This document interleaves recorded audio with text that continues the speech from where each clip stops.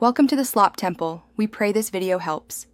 In this video, I will show how to make a regular quesadilla using an easy method. First, gather your simple ingredients. You'll need tortillas, your favorite shredded cheese, and any optional fillings you enjoy.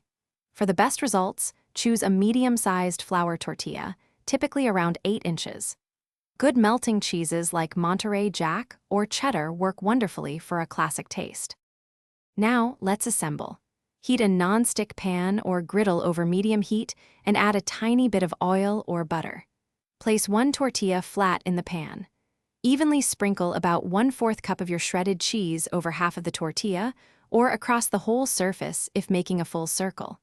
This is also the perfect time to add any pre-cooked fillings. Next, it's time to cook. If you're making a half-moon shape, fold the empty half of the tortilla over the filling. For a full circle, place another tortilla directly on top. Cook for about 2 to 3 minutes per side, or until both sides are golden brown and slightly crispy. You'll know it's ready when the cheese inside is completely melted and bubbly. Once cooked, carefully remove your quesadilla from the pan and place it on a cutting board.